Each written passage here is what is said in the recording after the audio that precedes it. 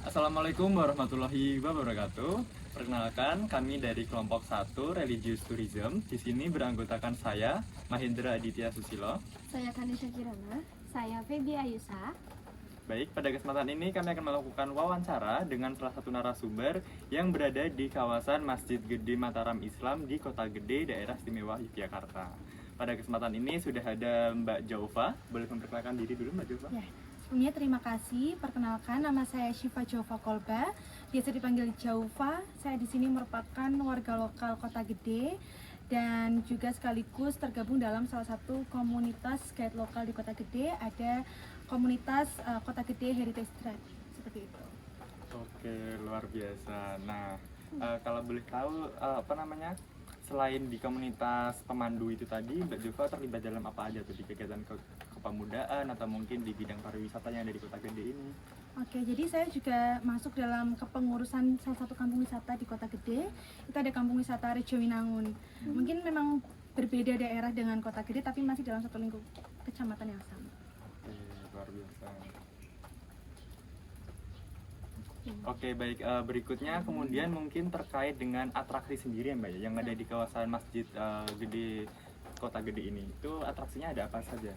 Oke, sebelumnya mungkin selamat datang dulu ya buat teman-teman. Pertama kali datang ke Iya, Kota Gede. betul. Oh iya.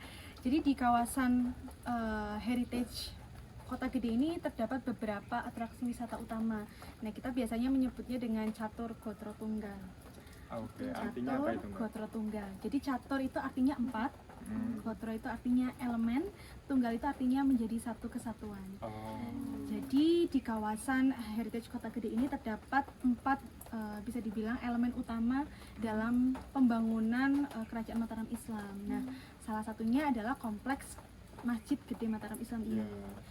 Untuk atraksinya sendiri sebenarnya dalam satu kompleks ini terdapat beberapa situs. Yang pasti yang utama adalah masjidnya, ya, Masjid Gede yang kita lihat tadi di awal ya, di pintu depan. Kemudian di area kompleks ini juga terdapat pemakaman dari raja-raja, juga para pembesar Kerajaan Mataram Islam. Ada Ki Ageng Pamenahan, Panembahan Senopati, itu juga dimakamkan di dalam. Selain itu juga ada Sendang Seliran. Sendang Seliran mungkin teman-teman kalau tahu Taman Sari, ya. ya, hampir-hampir sama seperti itu. Fungsinya juga untuk pemandian anggota kerajaan, tapi di sini versi lebih kecil dan lebih tua. Yang ada lelenya itu ya? Betul, udah pernah kesini ya kakaknya? Oh udah, oke. Nah, bener banget. Jadi di dalam nanti kita bisa melihat ada sumur, terus juga ada sendangnya itu sendiri. Ada 2 macam sendang, sendang lanang, sendang wedok. Itu kita ada di dalam satu kompleks kawasan Masjid Mataram Islam Kota Gede. Oh, untuk pengelolaan atraksinya ini gimana? Oke, kalau untuk kompleks di sini sendiri terdapat pengelola khusus. Jadi ada abdi dalam dari keraton. Ya, nanti pusat untuk informasi abdi dalam itu ada di dalam di kompleks depan makam dari raja-raja. Nah, di sana abdi dalam akan membantu untuk mengurus termasuk mengelola kawasan di sini gitu. Mulai dari membersihkan, kemudian juga merawat dan juga mengatur kunjungan wisatawan yang datang ke sini seperti itu. Terus Mbak, kalau misalnya abdi dalam yang di dalam itu apakah sama kayak yang di keraton? Atau Sama. turunannya? Oh, Sama, jadi penugasannya juga langsung didhawuhi dari keraton, hanya saja untuk fokus tugasnya ada di Masjid Gede Mataram Islam seperti itu. iya Jo, aku mau nanya juga nih Mbak. Iya. Kalau di sini tuh ada pokdarisnya nggak sih, atau mungkin semacam pengelolaannya gitu? Kan di sini kampung wisata ya. Betul. Apakah terdapat pokdaris yang mengelola hal tersebut? Betul, jadi kalau Masjid Gede Mataram ini kan masuknya ke area administrasinya jadi Jagalan. Nah, Jagalan sendiri itu juga punya kampung wisata dan memang sudah ada struktur kepengurusan kampung wisata dan memang concern juga untuk kegiatan yang ada di Masjid Gede Mataram Islam ini seperti itu. Nah, mungkin tadi teman-teman belum melihat, jadi di sisi timur masjid itu ada pusat informasi. Iya. Pusat informasi dari Masjid Mataram Islam. Oh, berarti pokdarwis dan juga keraton saling berkolaborasi gitu ya? Betul sekali, saling berkolaborasi. Oke, kemudian itu tadi terkait atraksi dan Pokdarwis yang ada di kawasan Masjid Gede Mataram Islam ini, Mbak ya. Kemudian terkait dengan aksesibilitas sendiri nih, kira-kira untuk wisatawan sendiri yang dari luar kota nih, dari luar Jogja, untuk dapat menempuh ke Masjid Gede Mataram Islam ini bagaimana? Iya, jadi kan kalau masjid ini kita berada di pusat kota ya, kota Jogja gitu. Cukup mudah untuk datang ke masjid ini, hanya saja karena wilayah Kota Gede ini kan cukup spesial ya dan Iya. unik. Kita tuh biasanya menyebutnya adalah labirin Kota Gede. Jadi jalan-jalan di Kota Gede kalau diperhatikan itu sangat sempit, ya. Gang-gang isinya gang-gang, kita nyebutnya itu labirin. Jadi biasanya kalau untuk alur wisatawan akses ke sini itu tidak bisa dijangkau dengan bus. Bus paling mentok itu ada di area pasar. Jadi nanti drop di pasar, kemudian wisatawan bisa menuju ke masjid gede ataupun destinasi lainnya itu dengan walking tour gitu. Jadi salah satu unique selling point juga sih Iya. sebenarnya kita adalah walking tournya. Nah, nanti wisatawan ataupun siapapun yang datang ke Kota Gede itu bisa menempuh dengan berjalan kaki. Selain walking tour sendiri Mbak, kira-kira apa ya, aktivitas apa lagi sih yang disukai sama wisatawan? Oke, kalau wisatawan ke sini itu sebenarnya kita banyak sekali kegiatan di luar walking tour ataupun mengunjungi destinasi wisata yang ada di Kota Gede. Kita tuh bisa melakukan berbagai macam workshop. Kita ada perak. Nah, jadi Kota Gede itu selain terkenal dengan situs-situs Mataram Islam, peninggalan Mataram Islam, kita dulu juga punya komoditas utama yaitu perak. Ya. Karena dulu di sini banyak sekali pengrajin perak. Tapi sekarang udah lumayan sedikit ya untuk pengrajin perak. Tapi kita masih ada beberapa pengrajin yang mereka tuh masih terbuka untuk bisa praktek langsung gitu. Nah, itu biasanya menarik wisatawan untuk bisa workshop. Oke, luar biasa. Oke, mungkin berikutnya terkait dengan ketersediaan paket wisata nih. Untuk paket wisata yang ada di kawasan Kota Gede ini, apakah ada yang spesifik destinasinya memilih ke Masjid Gede Mataram Islam ini, atau mungkin diselipkan dengan beberapa destinasi yang lain gitu? Betul. Jadi untuk paket wisata sendiri kita memang biasanya mengadakan kolaborasi. Nah, kalau di Kecamatan Kota Gede ini kan kita ada beberapa kampung wisata ya. Ya. Khususnya di area heritage ini pun ada 3 kampung wisata. Itu ada kampung wisata Prenggan, Purbayan, dan juga tadi Jagalan. Nah, masing-masing daerah ini memiliki bagian apa ya? Destinasi masing-masing. Contohnya kalau di sini itu kan Jagalan. Nanti kita pergi ke area mana ini berarti ke barat sedikit itu udah ada yang namanya situs Watu Gilang. Nah, itu udah berbeda wilayah administrasi. Tapi biasanya masing-masing kampung wisata ataupun pembuatan paket wisata itu kita kolaborasi gitu. Tidak melihat cangkupan daerahnya.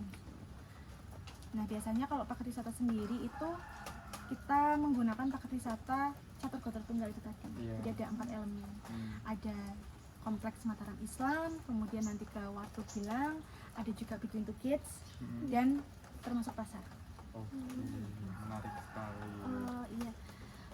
Aku mau nanya nih Mbak, di sini tuh ada nggak sih wisatawan asing atau dari luar negeri kita yang tertarik ke sini? Pas ini kan uniqueness-nya dapat banget nih. Betul.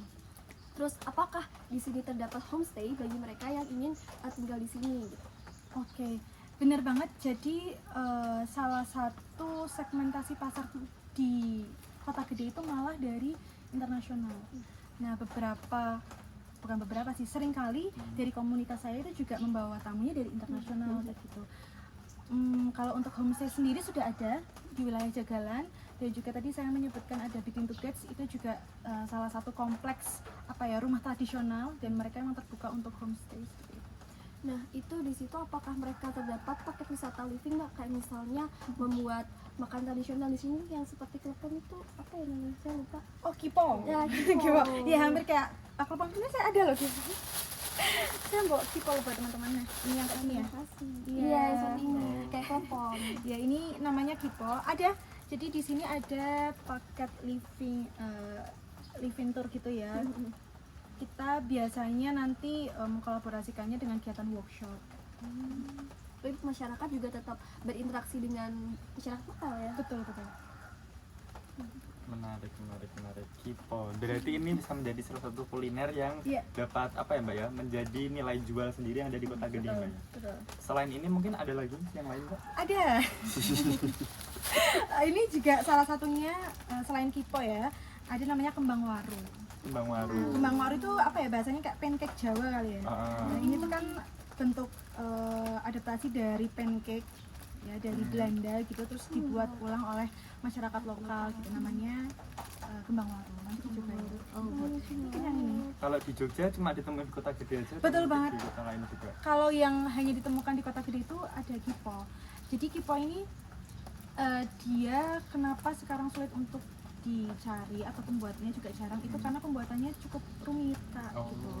Ya, jadi dia tuh dibakar di atas apa, gerabah, Iya. ya, wajan gerabah, terus dibuatnya juga pakai tangan satu-satu di atas daun pisang. Nah, itu yang bikin kenapa kok kipo itu sekarang udah jarang ada.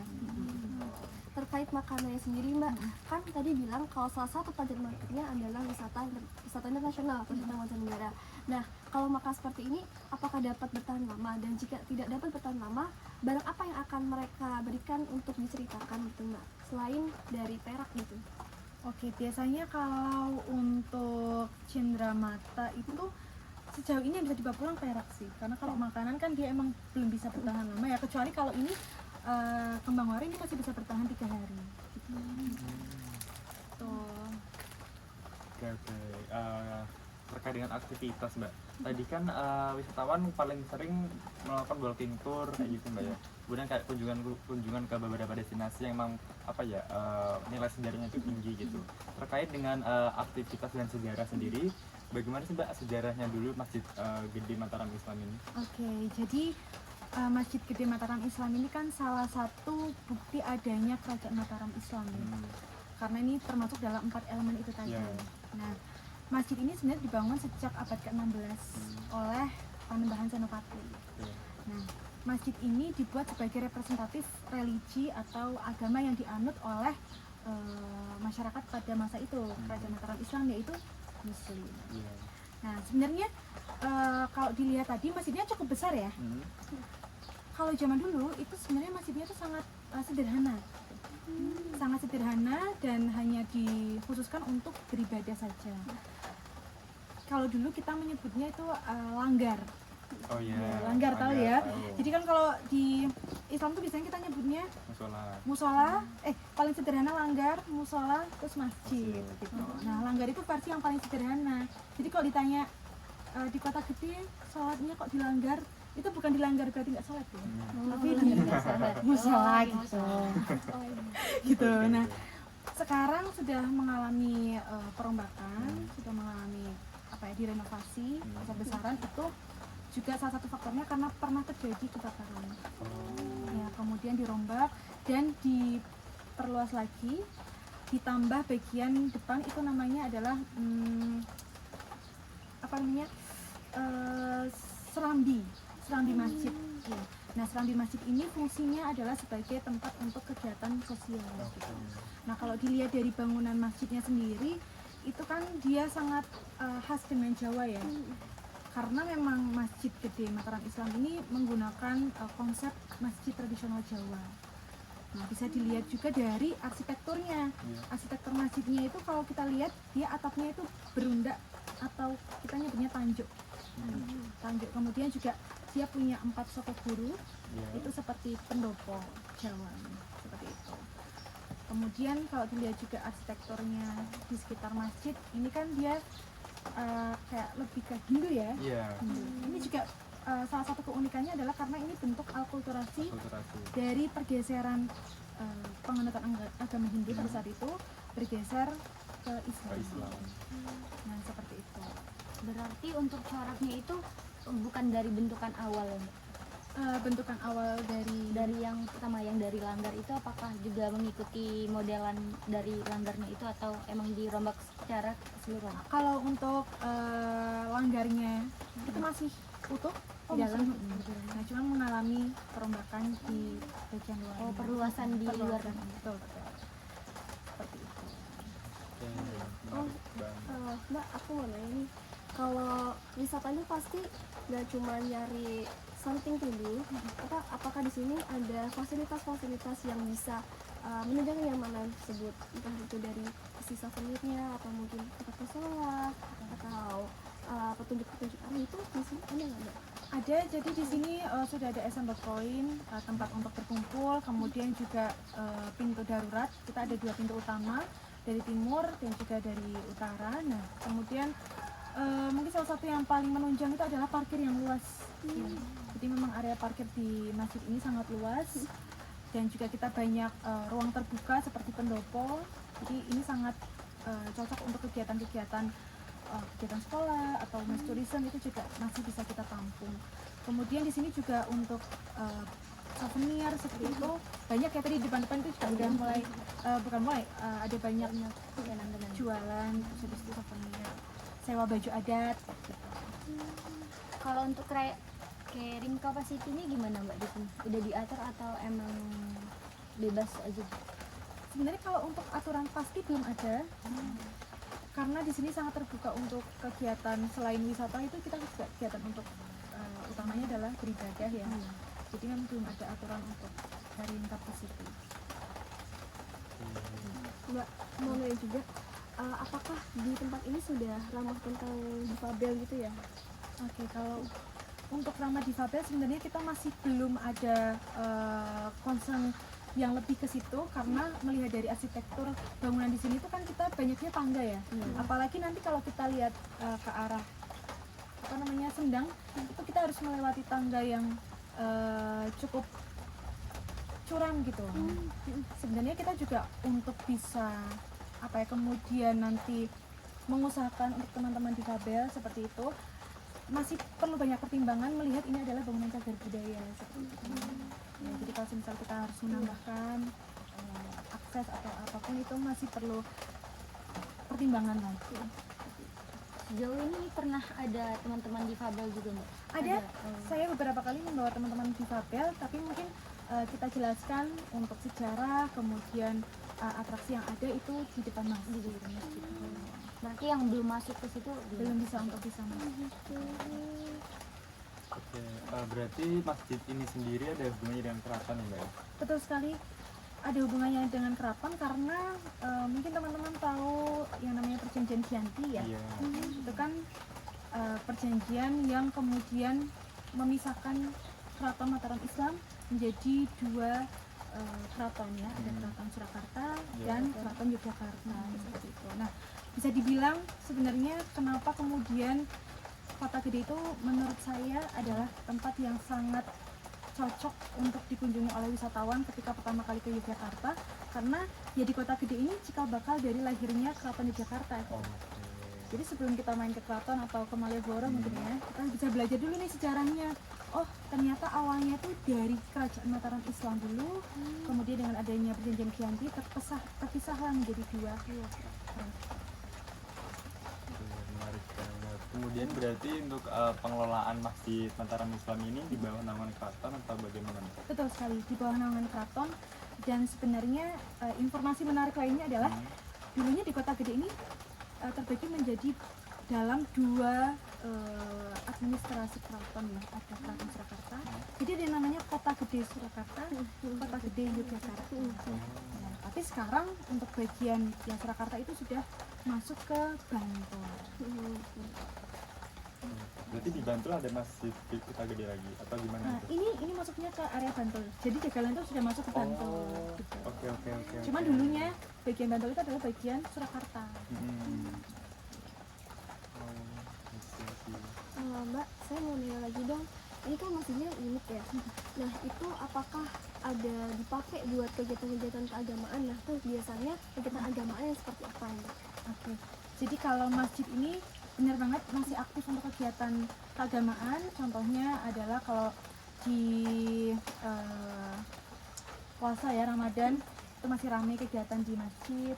Kemudian juga untuk upacara pernikahan Islam itu juga kita bisa menggunakan masjid Gede Mataram Islam. Terus kayak upacara tradisi gitu dipakai juga nggak di sini? Ya, kita masih ada yang namanya tradisi nguras sendang. Ya. Jadi setiap 3 bulan sekali kita ada nguras sendang. Itu yang ngelakuin Dari warga lokal sama dengan adunan. Menarik. nguras sedang berarti nguras Iya, jadi airnya kita sedot pakai alat gitu. Terus habis itu dibersihkan. Terus nanti tanpa dimasukin air lagi, nanti airnya keluar lagi sendiri lewat mata air. Kan air yang dari sendang itu dari mata airnya. itu ada ritual tersendiri ya? Ada ritual tersendiri. Makanya dibantu dengan apa? Kapan-kapan datang ya. Wah. Tuh ngeras sendang. Wisatawan boleh mandi di sendangnya nggak sih Mbak? Boleh, sendangnya dibuka untuk masih bisa untuk mandi, untuk minum juga biasanya masyarakat lokal. Itu langsung diminum gitu? Sebenarnya kalau warga itu sukanya minum langsung. Cuman kalau aku sendiri tidak menyarankan ya. Lebih baik diolah terlebih dahulu agar pH-nya lebih aman untuk konsumsi. Kira-kira nih menurut Mbak Jova, seberapa jauh sih Mbak tourism management sendiri yang ada di kawasan Masjid Mataram Islam ini? Apakah sudah cukup baik atau mungkin ada lagi peningkatan-peningkatan yang harus dilakukan seperti itu? Saya setuju kalau tourism management di sini tuh memang harus menjadi concern, karena kan ini tuh merupakan destinasi wisata yang sangat dekat dengan kehidupan masyarakat ya. Itulah kenapa Kota Gede itu kita sebut sebagai living culture and living museum.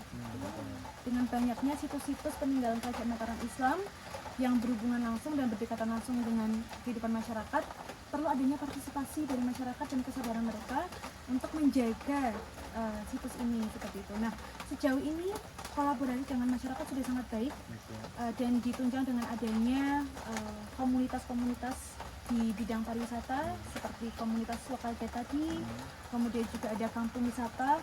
Itu bisa menjadi media yang sangat bagus untuk meningkatkan partisipasi masyarakat seperti itu. Nah, contohnya adalah masyarakat di sini pun sekarang sudah mulai terbuka gitu untuk bisa lebih menjaga lingkungan mereka. Contohnya kayak masyarakat yang tinggal di sekitar situs kayak Watu Canteng atau di Between Two Gates, mereka sadar bahwa lingkungan mereka itu merupakan heritage dan juga bisa menjadi daya tarik pariwisata. Nah, mereka mencoba untuk mengembangkan dan terbuka untuk kunjungan wisatawan, baik untuk tujuan edukasi maupun tujuan rekreasi. Sekaligus meningkatkan ekonomi masyarakat melalui pariwisata. Bentuk dari keterlibatan masyarakat dalam pengelolaannya sendiri itu diwujudkan dalam bentuk apa Mbak? Jadi kita bersama-sama mempromosikan dan juga pastinya menjaga lingkungan cagar budaya ini ya. Terus kemudian masyarakat juga bersama-sama itu membuat mulai dari paket wisata, kemudian kegiatan-kegiatan kebudayaan yang itu tuh mengundang banyak wisatawan untuk datang ke sini. Berarti di kawasan Masjid Mataram Islam ini juga terdapat bisa dibilang biro tour and travel atau mungkin malah pengelolaan paket wisatanya dari Pak Darwis atau bagaimana itu Mbak? Ya betul, kalau untuk promosi dan juga penjualan paket wisata yang ada di sini itu ada dari berbagai pintu, bisa dari Pok Darwis atau kampung wisata langsung, kemudian juga ada tour and travel. Kalau lokal tour and travel, alhamdulillah sudah banyak tumbuh di sini. Kita ada beberapa tour and travel yang memang sudah aktif untuk menjual paket wisata, termasuk dari komunitas-komunitas juga mulai membuat paket wisata di sini. Mungkin jika wisatawan asing ke sini Mbak, apa sih yang mereka cari tahu gitu? Oke. Nah, sebenarnya kalau untuk wisatawan yang datang ke sini itu mereka punya ketertarikan dan juga kebutuhan untuk berwisata masing-masing ya. Kalau sejauh pengalaman saya membawa wisatawan asing, mereka datang ke sini itu untuk melihat bagaimana kebudayaan dan juga bagaimana kehidupan masyarakat. Makanya mereka tuh suka dengan walking tour. Nanti sambil jalan-jalan, sambil melihat interaksi dengan masyarakat, kemudian melihat bagaimana kebudayaan di situs-situs dan juga daya tarik wisata di Kota Gede ini, itu sangat menarik buat mereka. Berarti emang wisatawan asing itu sebelum di sini udah ada riset terlebih dahulu, kemudian pas kesininya diajak jalan-jalan dan interaksi langsung dengan masyarakat ya? Betul. Oke. Mbak, aku mau nanya nih, ini kan kerjaan Islam ya, sistemnya kuat gitu. Nah, ada nggak sih Mbak mitos ataupun tradisi apa yang semakin membuat masyarakat itu semakin tertarik lagi untuk menggali lebih dalam sejarah Islam di sini seperti apa gitu? Setuju sekali. Ini salah satu juga yang menjadi unique selling point di sini adalah kebudayaannya ya. Nah, di sini tuh masih ada beberapa kebudayaan yang masih dijaga. Salah satunya adalah ketika kita nanti mau masuk atau pengunjung mau masuk gitu, misalnya Mbak Mas mau masuk Oke. ke makam, Hmm. itu harus berganti baju dengan baju tradisional. Tapi itu wajib nggak? Itu wajib. Oh. Jadi itu sudah aturan dari keraton sebagai wujud apa ya, menghormati gitu, karena kan yang berada di Pesarean itu kan beliau-beliau Oke. pembesar Mataram Islam ya. Jadi kalau biasanya mas-mas itu pakai bajunya peranaan, kalau mbak-mbaknya kita pakai kembang. Pakai kembang, pakai kain jarik, seperti itu tanpa alas kaki. Kalau yang putra itu pakai belangkon, yang perempuan biasanya pakai sandal. Itu harus dipatuhi. Kemudian di dalam tidak boleh merekam ataupun mengambil foto. Alasannya kenapa itu Mbak? Itu tadi sebagai bentuk Penghormatan. penghormatan Gitu. ya, karena yang di dalam itu kan mereka anggota dari keraton ya. Berarti nanti antara laki-laki dan perempuan itu masuknya beda tempat atau sama? Sama, pintu masuknya sama, hanya saja pakaiannya yang berbeda. Nah, kalau misalnya dari kayak aku nih Mbak, ini kan pakai hijab ya. Betul. Nah, itu kalau misalnya harus diwajibkan ini Iya. untuk melepas hijab dan itu bersama dengan yang bukan muhrim, Iya. seperti apa ya Mbak? Betul banget, ini pertanyaan yang sangat sering untuk ditanyakan ya. Biasanya kalau memang ada wisatawan yang berhijab, itu kami berikan pengertian seperti itu. Bukan berarti kita tidak memperbolehkan atau tidak ada toleransi dengan teman-teman muslim ataupun yang berhijab, tapi ini juga perlu kita jaga, salah satu warisan budaya kita, ya salah satu apa ya, kelebihan dari budaya kita ya. Jadi kita harus memberikan pengertian. Kalau memang tidak berkenan untuk melepaskan hijab, tidak apa-apa. Tapi kalau memang berkenan, memang harus menggunakan hijab. Jadi masih toleransi dengan Islam juga ya Mbak ya? Betul sekali. Terkait itu Mbak, misalkan nih di hari-hari besar hari raya Islam, salah satunya kan juga ada hari raya Idul Fitri, Idul Adha, sama Maulid Nabi dan lain-lain ya gitu. Ketika Maulid Nabi sendiri di sini apakah ada perayaan gitu Mbak ya? Ada, kalau untuk Maulid Nabi biasanya fokus kegiatannya ada di masjid. Terus masyarakat ya seperti biasa mereka ada tradisi, kemudian ada apa ya, berkat. Oh iya, kancaan. Kancaan. Oke. Dibikin kayak gunung-gunungan gitu nggak ya Mbak? Sempat ada tapi tidak selalu. Oh. Biasanya ya doa, kegiatan di masjid. Itu yang mengikuti bancaannya sendiri masyarakat sekitar Masyarakat sini? sekitar Oh. sini. Misalkan pas ada wisatawan di sini nih, apakah wisatawan juga dikasih berkatnya atau Boleh, gimana? karena itu kegiatannya untuk umum, ya kita terbuka untuk umum. Oh. Oke, oke. Ya, besok ya, Menarik. catat ya Maulid Nabi, datang ke sini. Berkabar ya Mbak? Oh iya. Oh iya Mbak, saya mau nanya juga. Di sini kan berarti masih ada hubungan dengan keraton juga ya? Iya. Nah, itu ada nggak sih Mbak, keraton itu memperingati bagaimana hari raya Islam sendiri? Adakah cara khas atau tradisi uniknya dari pihak keraton juga ada sendiri? Iya, salah satunya itu adalah Maulid Nabi. Nah, kita kan ada kegiatan perayaan ya, mulai dari membuat gunungan, kemudian juga ada apa namanya, penabuhan gamelan yang ada di Masjid Kauman seperti itu. Itu kalau khusus untuk keraton. Jadi kalau di sininya hanya Maulid Nabi aja itu ya Mbak? Atau Iya. ada lagi? Oh, oke. Oke. Berarti untuk keluarga keraton sendiri nih Mbak, kayak Sri Sultan atau mungkin anak-anaknya dan lain-lain juga sering kesini pas acara-acara tertentu gitu atau bagaimana Mbak? Pernah dan seringkali juga kesini untuk berdoa, melakukan apa yang ziarah seperti itu. Karena kan selain di sini sebenarnya salah satu apa ya, bukan lanjutan sih, salah satu bagian dari makam kerajaan itu kan juga ada di Imogiri ya. Iya. Biasanya seperti itu satu alur Oh. dari sini terus ke makam ini.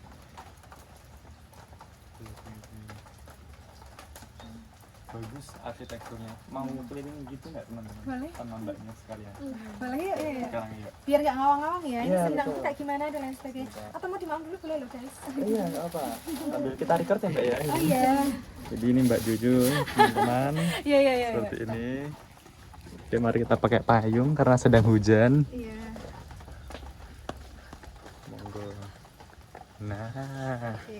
seperti ini teman-teman penampakan di Masjid Mataram Islam Kota Gede. Betul sekali. Nah, tadi kita masuk dari area masjid. Ya, Kemudian sekarang melalui gapura ini namanya gapura Padurekso.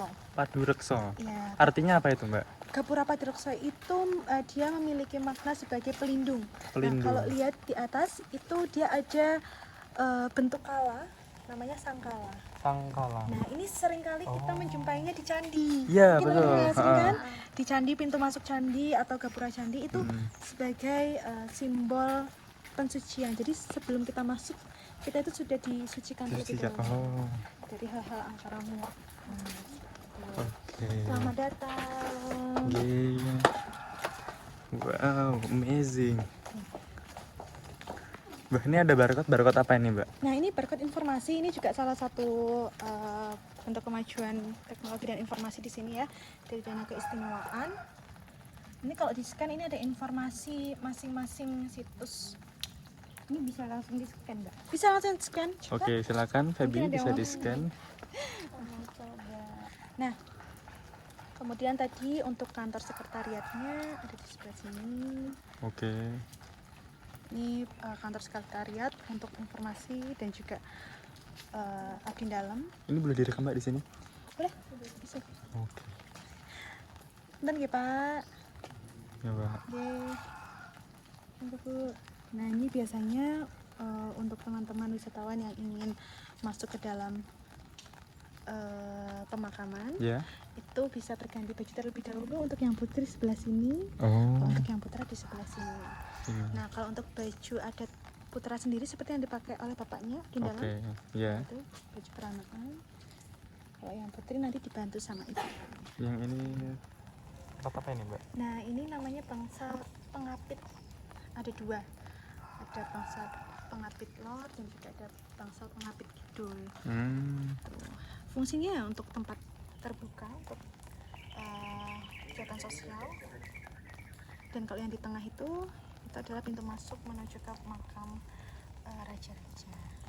Oke. Mungkin mau lebih dekat nggak apa-apa? Oh, boleh. Kita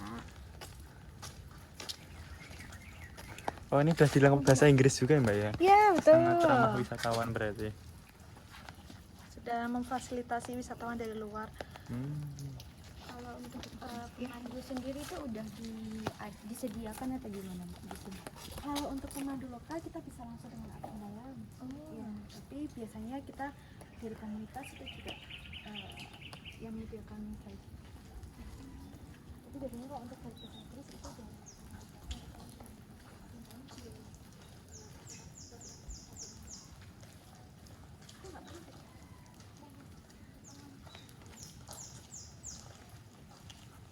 nah, mungkin bisa ke sebelah sini.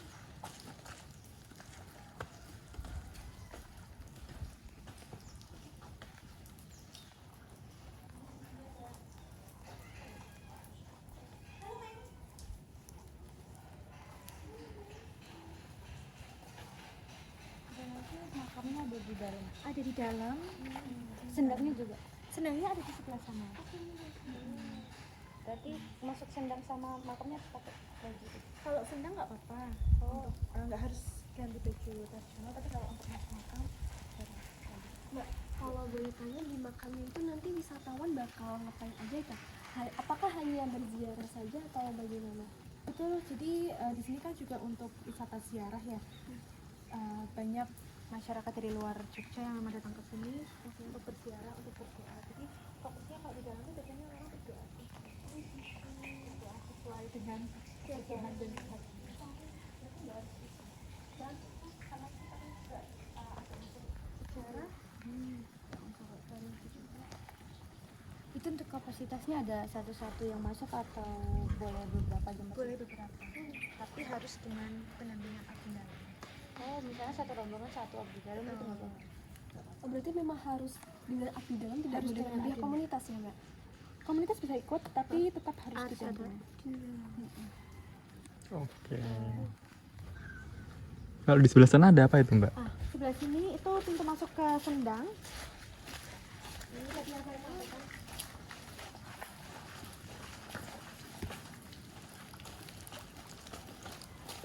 Hati-hati, ini licin dan cukup curam ya teman-teman.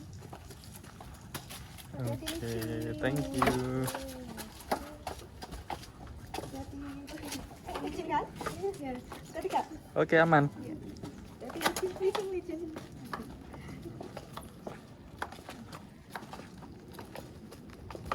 Oh, berarti jalan ke bawah.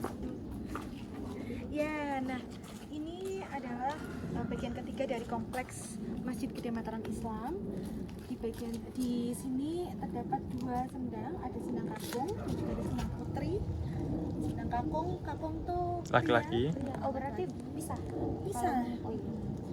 Jadi di sini untuk laki-laki, yang di sana untuk perempuan.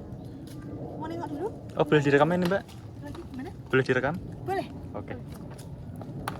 Asalkan nggak di kamar mandinya ya. Ada yang mandi. Selengok. Mak celengu.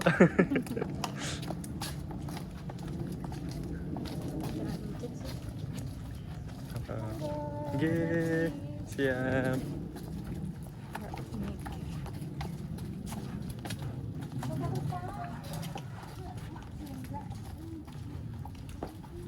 Nah, ini tadi yang saya bilang sendang semirat.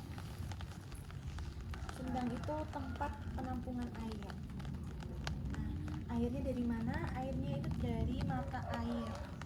Namanya mata air Sumber Kemuning. Sumber Sumber Kemuning. itu di mana ya Mbak?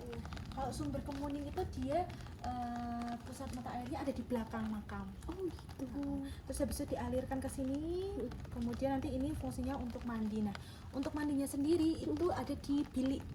Oh. Ya, jadi kita nggak bisa langsung mandi atau nyemplung nih, Ah. nggak boleh. Oh gitu. Jadi kita mandinya jebir-jebir pakai Gayung. gayung. Tapi airnya langsung ngambil dari sini kalau dalam. Betul. Oh Mbak, ini kenapa ada bunga-bunga ya sepertinya? Nah, kalau bunga-bunga ini biasanya ini bekas untuk doa atau enggak ritual sih.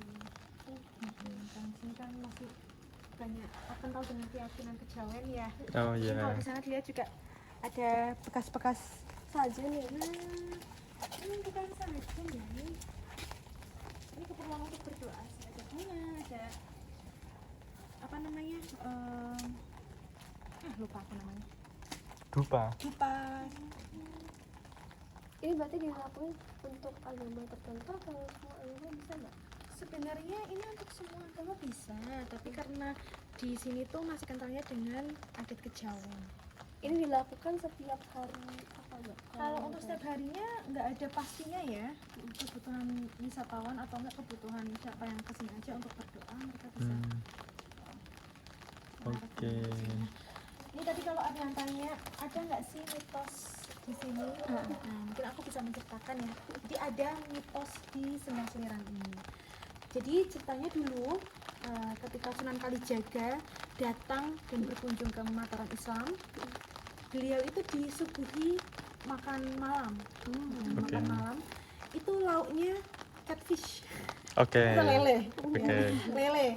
Nggak tahu lelenya lele mangut, lele goreng atau lele bakar. Pokoknya itu lele ya.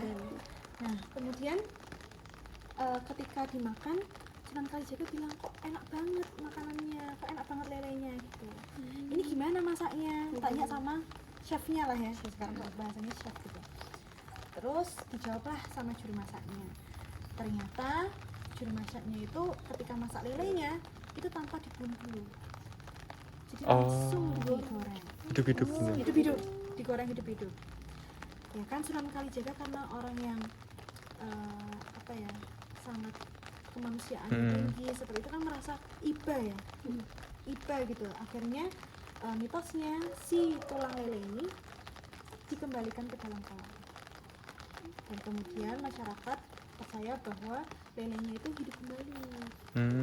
Jadi ada mitos siapapun yang bisa melihat lele cuman tulangnya aja tanpa badan you can get luck. Oke. Itu emang beneran ada Mbak? Nah kalau sejauh ini sih wisatawanku beberapa kali ada yang lihat ya, tapi kalau aku sendiri pribadi kok malah belum pernah ketemu gitu, atau aku memang nggak beruntung ya anaknya, nggak ada yang tahu gitu. Siapa tahu ada yang lihat. Lelenya hidup aja tadi lihat. Sebenarnya teman-teman di dalam sini tuh banyak banget lele yang besar-besar jumbo. Oh iya. Nah kebetulan ini kok kondisinya mata airnya lagi Tadi ada kok lainnya. Kelihatan. Nggak cukup kelihatan di sini ini bening. Oh, bening. Bening kelihatan sampai dasar gitu karena nggak terlalu dalam kan. Oh gitu. Iya. Jadi di sini cuma buat kolam ikan lele yang dari dulu atau dari Memang sudah dari dulu ikan lele ada di sini. Kalau yang di situ apa, Mbak? Yang di pojok. Kalau yang pojok ini tadi yang aku bilang ada sumber yang masih biasa digunakan masyarakat untuk minum. Oh, bukan air yang dari sini, Mbak. Ya beda. Nah, kalau ini namanya hati-hati ya. Oke. Ini namanya sumur Panembahan Senopati. Oh, ini sumurnya asli. Asli. Kenapa disebut sumur Panembahan Senopati? Karena untuk airnya sendiri itu sumber airnya datang dari bawah makamnya Panembahan Senopati. Kemudian dialirkan. Beda. Ini Masyarakat- uji, Mbak. Ini kalau untuk uji klinisnya sebenarnya belum ada. Makanya tadi saya nggak merekomendasikan ya kalau untuk diminum langsung gitu. Hati-hati, Harus Mbak. diolah dulu ya. Iya. Nah, ini kalau masyarakat di sini percaya tuh buat awet muda. Oh. Siapa tadi yang mau nyoba silangan atau dingin ya? Saya juga kalau mau. di sini mau Buat apa ya Mbak biasanya? Kalau kayak gini nih. Thank you. masyarakat masih bawa buat minum juga buat dirujum gitu buat minum buat mandi. Dipercayai membawa keberuntungan apa gitu? Oh, biar awet muda. Biar awet muda. Oh, ya? Mumpung masih muda, Oh, biar biar makin makin muda. Iya. Siapa tahu 10 tahun lebih muda jadi bayi lagi. Oke. Berarti ini nggak pernah penuh atau emang segitu aja? Ini lebih ke nggak pernah surut. Jadi fun fact di sini adalah mata airnya nggak pernah surut walaupun hujan, walaupun Kemarau. Kemarau. dia debitnya segitu aja. Hmm. Begitupun dengan mata air yang ada di sini. Gitu. Oke. Ke depan. Karena ini biliknya juga kosong, mau lihat ya menarik ya. Terima kasih.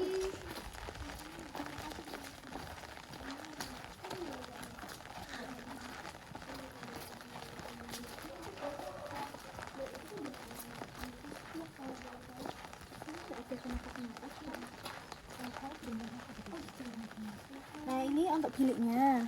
Ini kan bilik pemandian untuk kakung ya, Oke. untuk putra.